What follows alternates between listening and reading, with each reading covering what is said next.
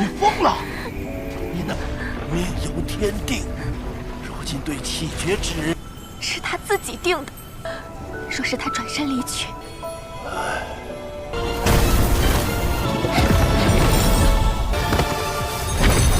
百年难见之异禀，舍弃血缘，我此行我已是拖累，回去看看小满。主法，待一切。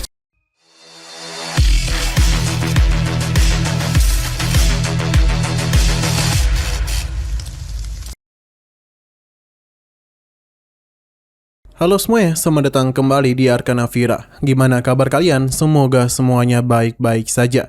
Pada hari ini kita akan kembali melanjutkan series Donghua Jet Dynasty season keempat episode terbarunya, yang mana ini adalah episode yang ketiga. Tanpa berlama-lama, langsung saja kita mulai alur ceritanya. Kita sedikit flashback dulu ke masa lalu, ke zaman ketika Dewa Binatang Buas masih berkelana. Dulu dia pernah keluar dari persembunyiannya menuju sebuah pemukiman. Sayangnya karena wujudnya yang aneh, warga di sana langsung menyangka dia siluman dan menyerangnya duluan. Tak ada pilihan, Dewa Binatang Buas melawan dan tanpa sengaja menghabisi salah satu warga. Kejadian itu membuat semua orang panik, berlarian ketakutan, menganggap Dewa Binatang Buas akan menghabisi dan memakan semua orang. Tak lama kemudian muncullah Linglong yang tampak sangat kecewa. Dewa Binatang Buas berusaha meyakinkannya, menjelaskan bahwa dia sama sekali tak sengaja membunuh orang itu, dan sebenarnya dia ingin keluar untuk menemuinya saja. Dia juga berjanji tak akan mengulangi kesalahan serupa.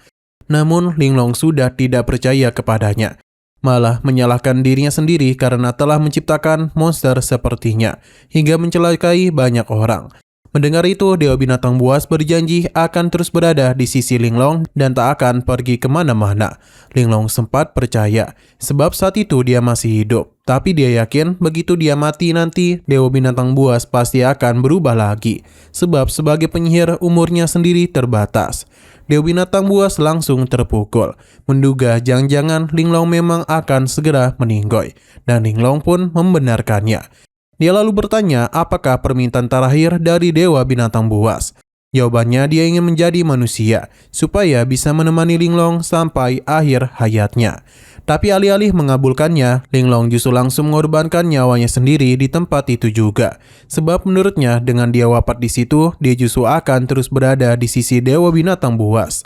Dalam artian, Dewa Binatang Buas akan selalu memikirkannya, menanggung rasa bersalah dan tak akan pernah bisa melupakannya. Kembali ke masa sekarang, Xiao Bei masih terkejut bukan main mengetahui Dewa Binatang Buas sudah menjadi manusia. Dari situ dia baru sadar. Itulah sebabnya Dewa Binatang Buas bisa terluka parah setelah pertarungannya melawan Xiao Fan di Gunung Qingyun kemarin.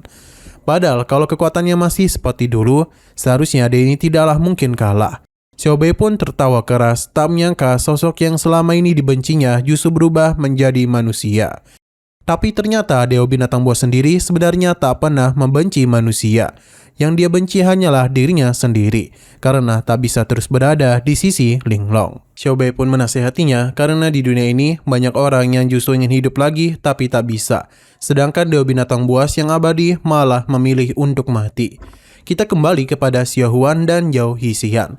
Zhao Yixian menyarankan supaya Higao dikuburkan saja dengan layak.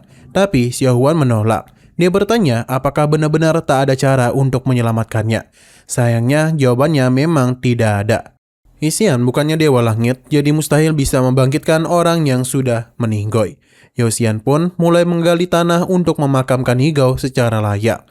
Tapi Xiao Huan tak mau menyerah begitu saja. Dia memakai darahnya sendiri dan ilmu hantu untuk memanggil kembali jiwa Higao agar ia bisa hidup lagi. Tapi Yixian langsung mencegahnya, karena dulu teknik itu pernah dipakai oleh Xiao Huan untuk memanggil jiwa Qin Ping Er dan menyelamatkannya. Tapi akibatnya umurnya terpangkas 10 tahun. Jika dipakai lagi sekarang, dia bisa kehilangan 20 tahun umurnya. Zhao Yixian terus menasihatinya untuk memakamkan Higao saja sebagai balas budi. Sebab nasibnya sekarang sudah ditentukan langit dan takdir. Tapi Xiao Huan tak percaya begitu saja. Menurutnya nasib Higao justru ditentukan oleh dirinya sendiri. Buktinya, Yigao dengan nekat maju menyelamatkan mereka berdua. Kalau bukan karena Yigao, Xiaohuan dan Zhao Yixian mungkin sudah meninggoy duluan. Oleh karena itu, dia tak peduli berapapun umurnya harus terpangkas, yang penting Yigao harus diselamatkan. Mendengar tekad itu, Zhao Yixian pun tak bisa lagi menghalanginya. 你疯了！你那命由天定，如今对气绝之人，是他自己定的，说是他转身离去。 Xiaohuan pun mengaktifkan teknik ilmu hantunya. Sebuah formasi besar pun muncul, menyerap seluruh energi spiritualnya dan membawanya masuk ke dalam alam jiwa. Di sana dia mendapati begitu banyak jiwa orang yang telah meninggoy, menunggu untuk menuju alam surga atau neraka. Xiaohuan berusaha mencari jiwa Yigao, tapi begitu dia menemukannya, jiwa-jiwa lainnya pun ikut mengerubunginya, memohon untuk turut dibangkitkan. Kekacauan besar pun terjadi. Sampai-sampai jiwa Xiaohuan dan Yigao ikut terseret tenggelam ke dalam lautan jiwa. Zhao Yixian yang merasa ada yang tak beres berusaha membangunkannya, tapi tiba-tiba muncul asisten Raja Hantu yang justru mencegahnya. Sebab membangunkan Xiaohuan secara paksa saat itu malah bisa membahayakan nyawanya. Sementara Xiaohuan teruslah tenggelam dalam kekacauan tersebut. Dia tidaklah menyerah dan terus menarik jiwa Yigao dan berusaha membawanya keluar. Karena situasi semakin sulit, akhirnya asisten Raja Hantu pun turun tangan.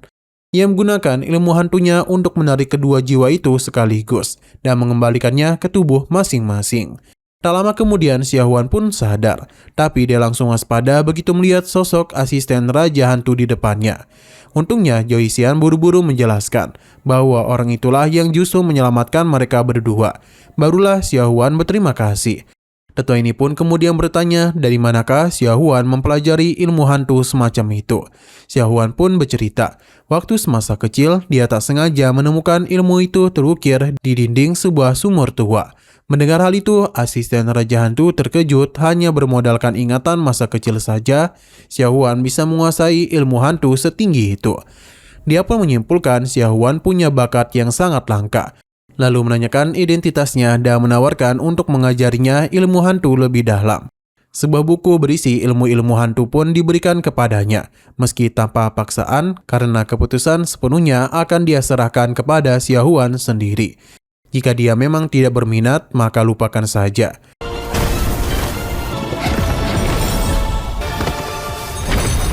年难见之异禀，才救回那人一条性，自信天下再无相提。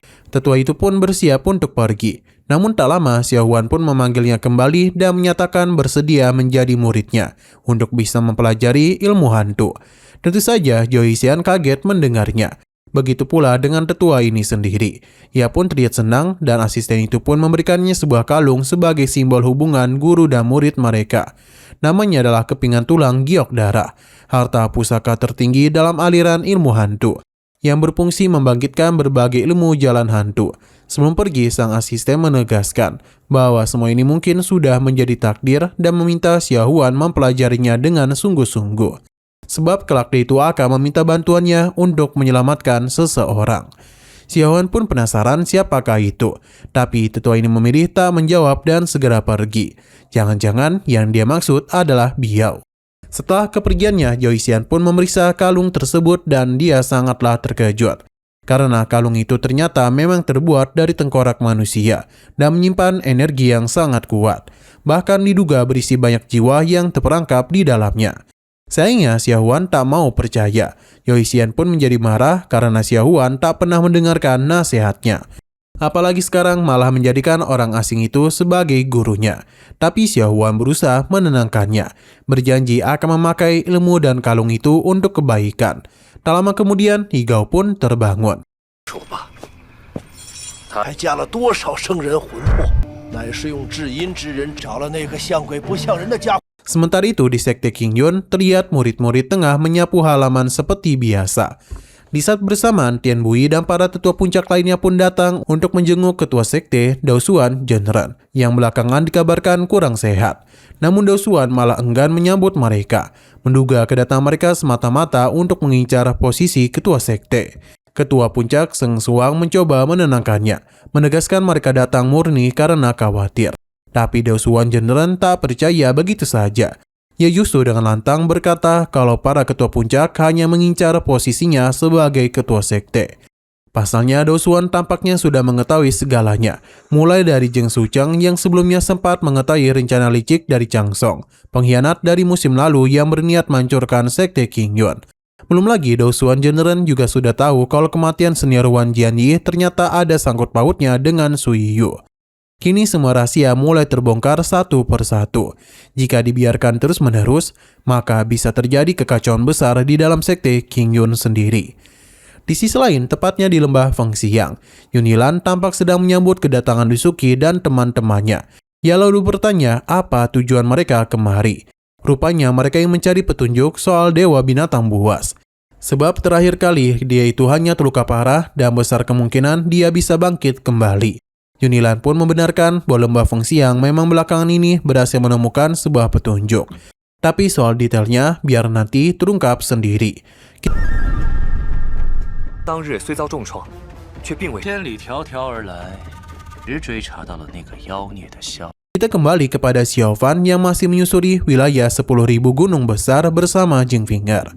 Sementara dia sendiri masih ragu apakah mereka berdua sanggup mengalahkan Dewa Binatang Buas. Meski dalam kondisi terluka, sebab kekuatannya tetap luar biasa. Namun secara tiba-tiba mereka diserang oleh seseorang yang tampaknya berubah menjadi sosok iblis. Xiao Fan langsung mengurungnya dan berhasil menghapus energi jahat yang merasuki tubuh orang itu, yang ternyata dia adalah Shasheng. Shasheng lalu menjelaskan sebelum dia mengejar monster manusia ikan hingga masuk ke wilayah itu dan menemukan begitu banyak makhluk aneh yang belum pernah dilihatnya. Akan tetapi secara mengejutkan muncul bulan darah di wilayah tersebut, membawa energi jahat yang sangat besar dan merasuki tubuhnya. Shasheng meminta tolong kepada Xiao Fan agar mengunjungi Xiao Matuo nanti ketika dia itu pulang. Sebelum melanjutkan perjalanan, Xiao Fan pun membuka sebuah formasi khusus untuk menyimpan sisa kesadaran Sansang. Sambil berjanji begitu urusannya selesai, dia sendiri akan mengantar Shasheng untuk bertemu Xiao Matuo. 舍弃血缘，我此行，我也是拖累，回去看看小马州房，待一切。 Singkat cerita, akhirnya kita tiba juga di Gua Kuno Penekan Iblis. Dan sampai sinilah episode ketiganya. Oke, sekian dulu pada video kali ini. Untuk video selanjutnya akan segera hadir. Jadi bagi kalian yang mengikuti series ini, langsung saja klik subscribe dan aktifkan loncengnya. Terima kasih yang sudah menonton video sampai habis. Jika kalian suka pada video ini, klik like dan share ke teman-teman kalian tentang channel ini. Dan ditunggu aja kelanjutannya. Oke, sampai jumpa di video selanjutnya.